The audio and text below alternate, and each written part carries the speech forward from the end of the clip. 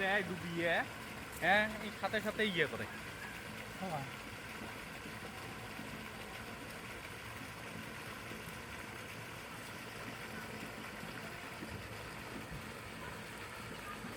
সত্তর করে গেল গরু 1,70,000।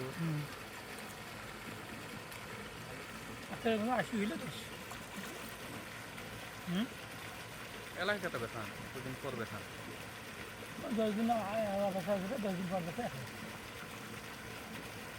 10 দিন খান্না 2000